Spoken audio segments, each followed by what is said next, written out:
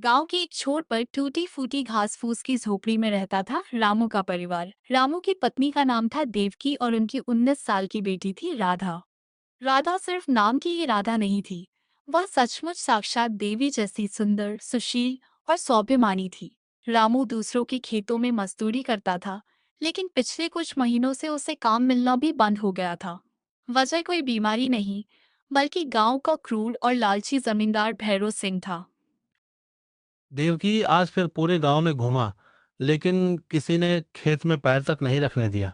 जमींदार के लठैतों ने सबको धमका रखा है। अगर ऐसा ही रहा तो कल से घर में अन्न का एक दाना भी नहीं बचेगा। मुझे अपनी चिंता नहीं है, पर मेरी बच्ची का क्या होगा? आप हिम्मत मत हारिए। भगवान कोई ना कोई रास्ता जरूर निकालेंगे।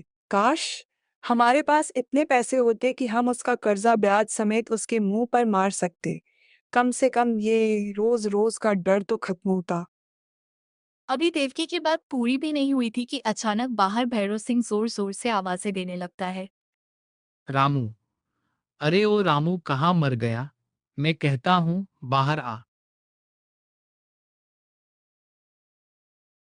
क्यों रे रामू? सुना है आज भी काम पर नहीं गया। मेरा कर्जा कब चुकाएगा? ब्याज बढ़ते बढ़ते आसमान छू रहा है। गांव के लोग दूर खड़े बस तमाशा देखते। मालिक, आप जानते हैं कि आपने पूरे गांव में मुझे काम देने से मना करवा दिया है। मैं कहाँ से पैसे लाऊं? मुझ पर रहम कीजिए मालिक, मैं पाई पाई चुका दूंगा। रहम? भैरव सिंह के शब्दकोश में रहम नाम का कोई शब्द नहीं है। देख रामू, मैं तुझे एक सीधा और आसान रास्ता देता हूं। अपनी बेटी राधा का हाथ मेरे हाथ में दे दे।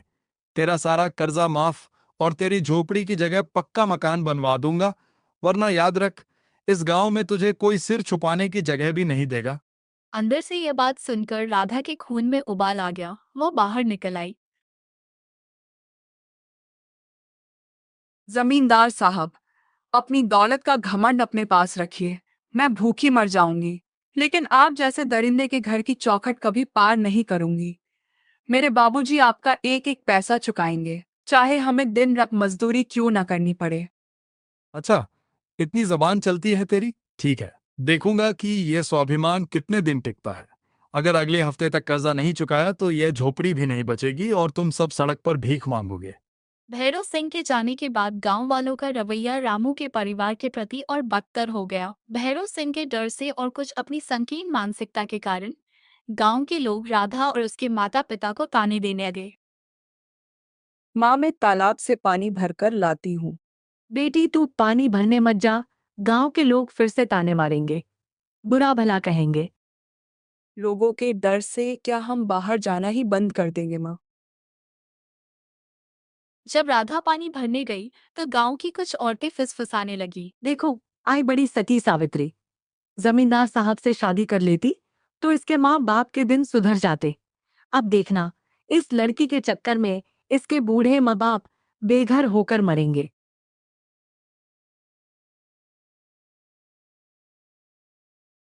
इस लड़की का घमंड तो देखो। गरीब के घर में पैदा हुई है और नखरे महारानी जैसे हैं। जमींदार साहब नाराज हैं, इसकी गाज पूरे गांव पर गिरेगी। राधा अपने घर की तरफ जा रही थी कि रास्ते में भैरव सिंह और उसके आदमी रास्ता रोककर खड़े हो गए। राधा के कदम वहीं ठिठक गए। अरे राधा, रुको रुको, इतनी जल्दी में कहाँ भागी जा रही हो? देखो, मैं तो बस तुम्हारी भलाई की बात करने आया हूँ। तुम जैसी खूबसूरत लड़की के हाथों में ये भारी मटके का ये बोझ जरा भी शोभा नहीं देता। मेरी बात मानो, जिद छोड़ो। अगर तुम मुस्कुराकर मेरी हवेली आ जाओ तो मैं तुम्हें बनारसी साड़ियों और सोने के गहनों से लाद दूंगा। तुम्हारी उंगली के एक इशारे पर दर्जनों दास दासियां खड़ी रहेंगी। इस फटेहाल जिंदगी में क्या रखा है? जमींदार साहब, आपकी दौलत आपके जैसे ऊंचे इंसान को मुबारक हो। आपकी सोने की चेन और रेशमी साड़ियां मेरे पैरों की धूल के बराबर भी नहीं है। मुझे अपनी मेहनत की सूखी रोटी प्यारी है, आपकी हराम की कमाई के पकवान नहीं। मेरा रास्ता छोड़िए, मुझे जाने दीजिए। मंगरू, वह लड़की ऐसे नहीं मानेगी। उसका घमंड तोड़ना होगा। जब उसका कोई आसरा ही नहीं रहेगा तो वह खुद रोती हुई मेरे पैरों में आएगी। क्या राधा घर से बाहर हो तभी पीछे से उसकी झोपड़ी को मलबे में तब्दील कर देना। और हाँ, रामू और देव की झोपड़ी के अंदर हो तो मुझे कोई परवाह नहीं, रास्ता साफ होना चाहिए और किसी को शक नहीं होना चाहिए कि ये हमने किया है। सबको बस हादसा लगना चाहिए।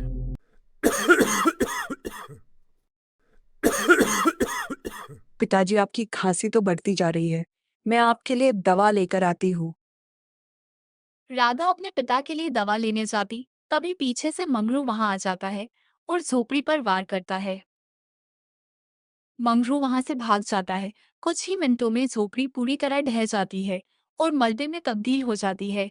झोपड़ी की दीवार रामू और देवकी के ऊपर गिर गई। रामू और देवकी उसी मलबे के नीचे दब गए। सारे गांव वाले इकट्ठे हो गए। राधा दवा लेकर वापस आती है और वहां का मंजर देख उसके पैरों तले जमीन निकल जाती है। वो फूट फूट कर रोने लगती है।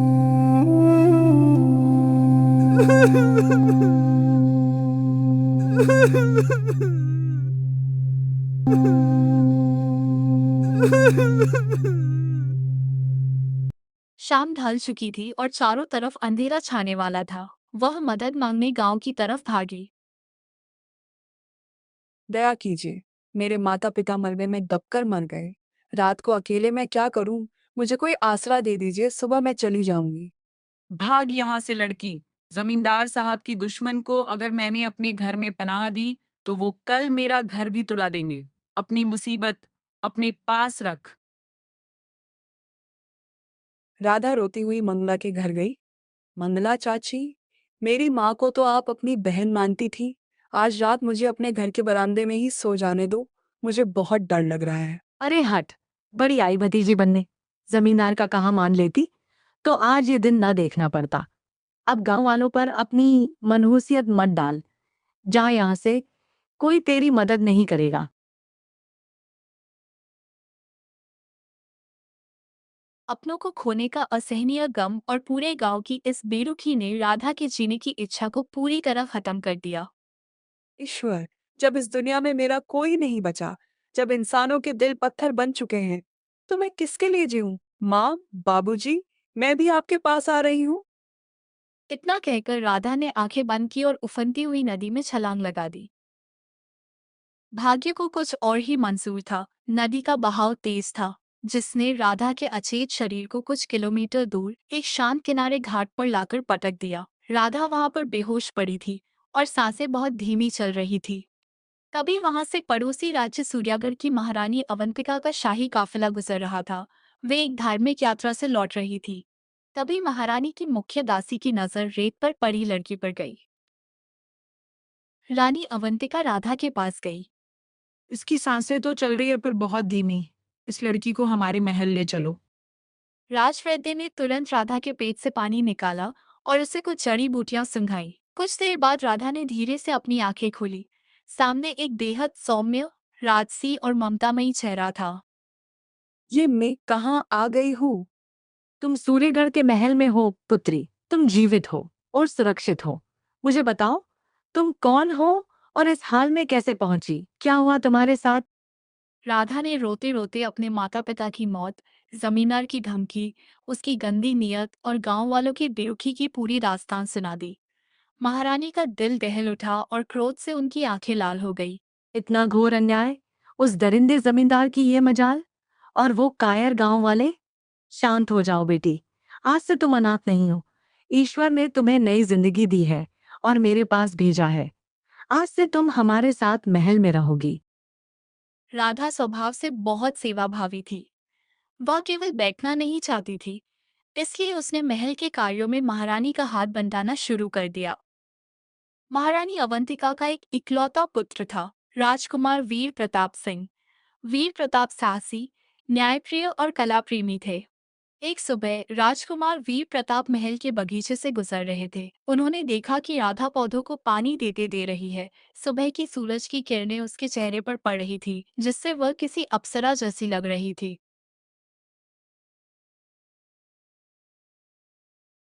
तुम कौन हो? मैंने तुम्हें पहले महल में कभी नहीं देखा।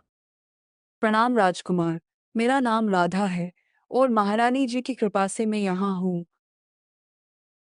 राजकुमार राधा के स्वाभिमान, उसके विचारों और उसकी सादगी से बेहद प्रभावित हुए। जब राजकुमार को राधा के अतीत, नदी में कूदने की घटना और जमींदार के अत्याचारों के बारे में पता चला, तो उनका खून खौल उठा। राधा, तुम्हारे साथ जो हुआ वह घोर अन्याय है। मैं तुम्हें वचन देता हूँ कि उस जमींदार भैरव सिंह को उसके पापों की सजा अवश्य मिलेगी। महारानी अवंतिका चुपके से यह सब देख रही थी। उन्होंने महसूस किया कि राधा न केवल सुंदर है, बल्कि उसमें एक महारानी बनने के सारे गुण हैं। महाराज दिग्विजय सिंह अपनी यात्रा से वापस महल लौटे। राज दरबार में महारानी ने महाराज के सामने राधा और वीर के विवाह की बात रखी। महारानी, हमारे पूर्वजों की परंपरा रही है कि राजघराने का विवाह किसी राज्य की राजकुमारी से ही होता है। तुम एक साधारण गांव की लड़की को इस राज्य की कुलवधू बनाना चाहती हो। महाराज, उस लड़की में हमारे राज्य की रानी बनने के सारे गुण हैं। आप एक बार उससे बात करके देखिए। तभी महारानी ने राधा को दरबार में बुलाया। राधा शालीनता से सिर झुकाकर आकर खड़ी हो गई।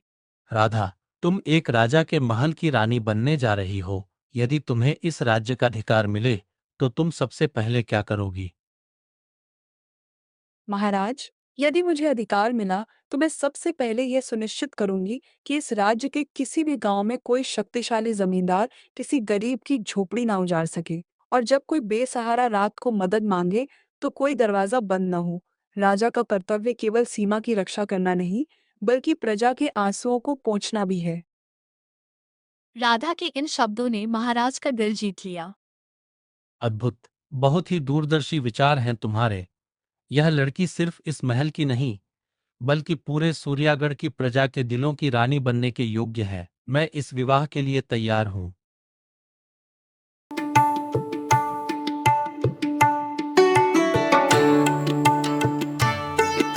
कुछ ही दिनों में एक भव्य समारोह में राजकुमार वीर प्रताप और राधा का विवाह संपन्न हुआ।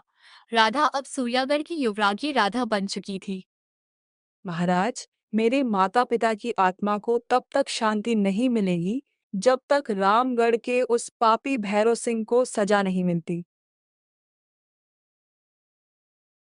तुम ठीक कहती हो।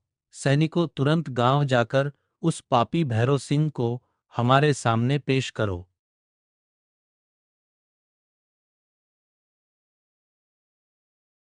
कुछ देर बाद भैरव सिंह और कुछ गांव वाले वहां आ गए।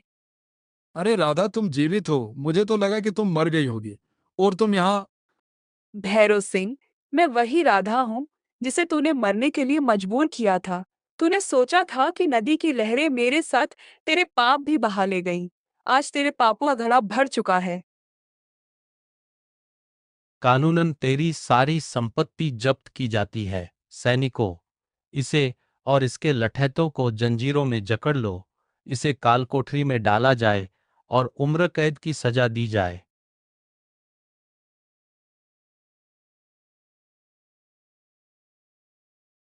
डरना इंसान की फितरत हो सकती है, लेकिन इंसानियत भूल जाना पाप है। अगर उस रात महारानी जी ने मुझे सहारा ना दिया होता तो मैं मर चुकी होती।